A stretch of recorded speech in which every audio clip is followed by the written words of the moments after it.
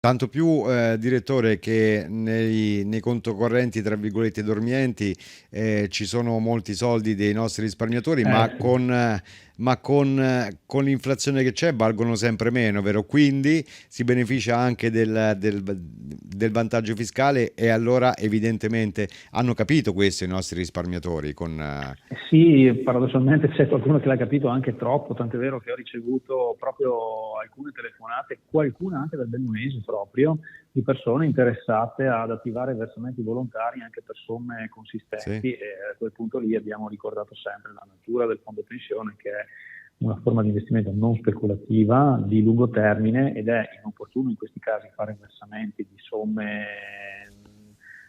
esagerate, perché ciò non ha nulla a che vedere con la proiezione, con la prospettiva pensionistica, tanto più poi che il vantaggio fiscale matura fin tanto che il versamento nell'anno resta nel limite dei 5.164 euro, quindi se anche uno chiaro. volesse versare 40.000 euro, sarà ben spalmare, ecco, questa somma tutto il più in un arco temporale adeguato, sia per questioni di diversificazione del timing finanziario, bisogna evitare di investire tanti soldi nello stesso momento, sia anche per questioni di ottimizzazione fiscale.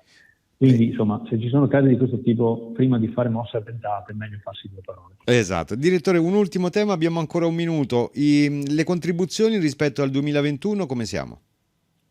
Eh sì, in aumento direi, come dicevo poco fa, 108 milioni in 4 mesi, l'anno Cioè scorso più, erano 98 alla stessa altezza, più 10% circa, ecco sì. insomma buon risultato direi. Ecco, se vogliamo aggiungere il dato, anche questo interessante, nei primi 4 mesi sono state programmate, alcune già fatte, liquidazioni per 30 circa milioni di euro, quindi con ogni probabilità arriveremo alla fine dell'anno a superare la soglia dei 100 milioni di euro liquidati, che per certi versi insomma, è anche una soddisfazione. Vuol dire che si sta facendo il lavoro che siamo chiamati a fare. Certo, la raccolta è importante, ma noi dobbiamo erogare prestazioni alla fine della fiera. Direttore, un'ultimissima domanda flash. Nell'assemblea è emerso Paolo Stefano, ancora direttore, sì, di Solidarietà Veneto. Non era in discussione questo. No, se non combino pasticci, come forse vi ho già detto, e non mi licenziano, la carica del direttore non è una carica elettiva, quindi è il consiglio di amministrazione che, in ragione dei risultati ottenuti, della valutazione sulla figura, decide, come dire, se tenerselo questo direttore oppure cambiarlo. Speriamo bene, ecco. E con questi dati che lei ci ha illustrato, io sono convinto che ci sentiremo ancora per lungo tempo, direttore. Tocchiamo ferro naturalmente, o Certo. legno a seconda delle tradizioni. Grazie al direttore Paolo Stefano, a risentirci il mese prossimo.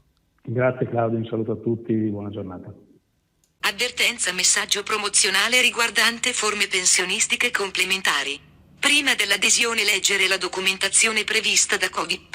I rendimenti passati non sono necessariamente indicativi di quelli futuri.